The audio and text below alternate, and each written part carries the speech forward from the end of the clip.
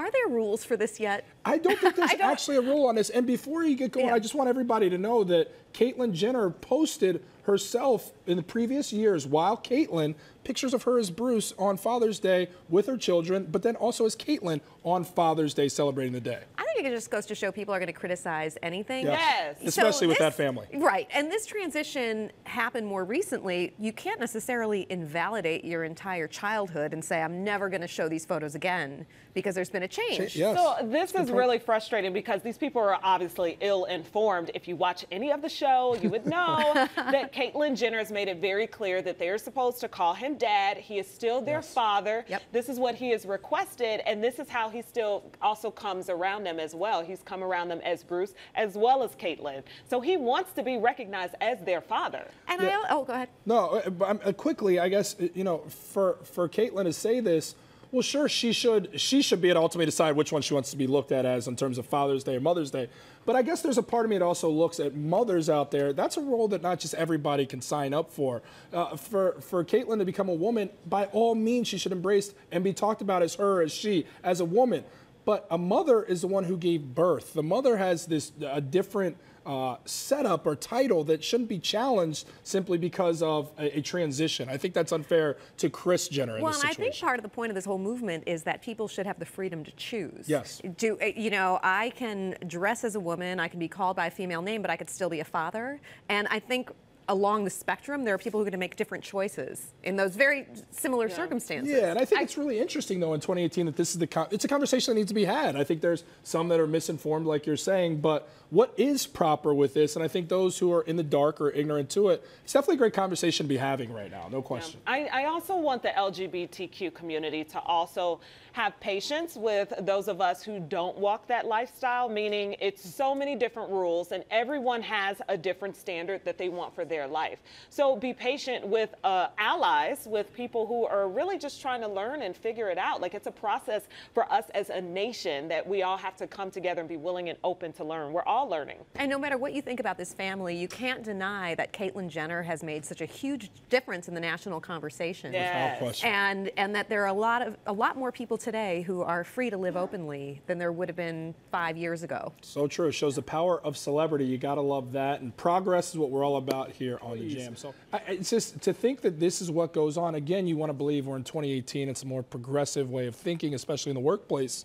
Clearly not the case. Well, I manage a lot of employees, and many of them are moms. And many of the moms, I think, are some of your better and more responsive employees, because I think they're conscious that there might be a bias against them, and they also don't have time to waste. They get to work, they're like, I'm getting things done, I'm not hanging around, you know, chit-chatting all day. So it's tough.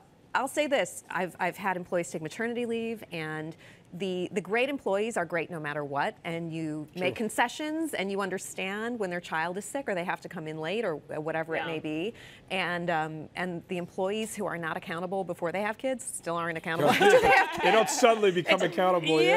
So it's not really about having kids, at least in my experience. Yeah, it's interesting. So I think that this is certainly an issue. You would think that in 2018 it would be different, like you said, Jordan.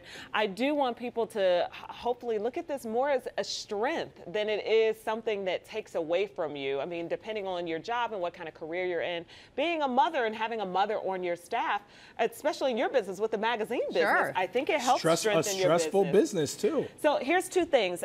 She said that women in the office were not supportive, and that was a reason because the older women who already had kids, they kind of felt like they had a chip on their shoulder, and they're like, it was hard for me, so you don't get a pass.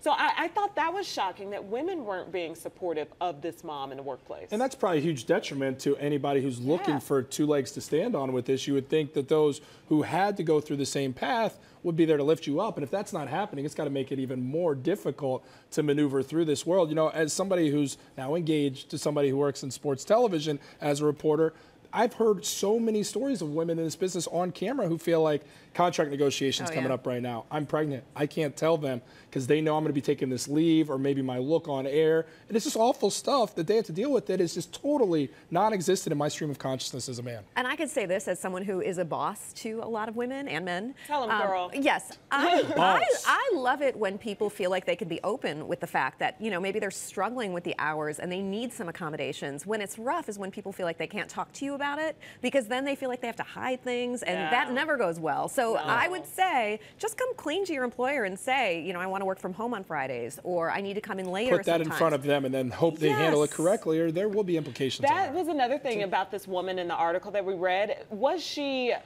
vocal enough? Did she ask for what she needed, or did she ask for more work? Or she said that she was slighted, she wasn't getting more work, she wasn't getting the raise, the promotion that she was up in line for. So I just wonder, was she vocal about what she wanted and what her expectations were and what she was going to deliver for the employee? I think women aren't vocal enough about what they Two-way want. street. Yeah, there you go. Yeah.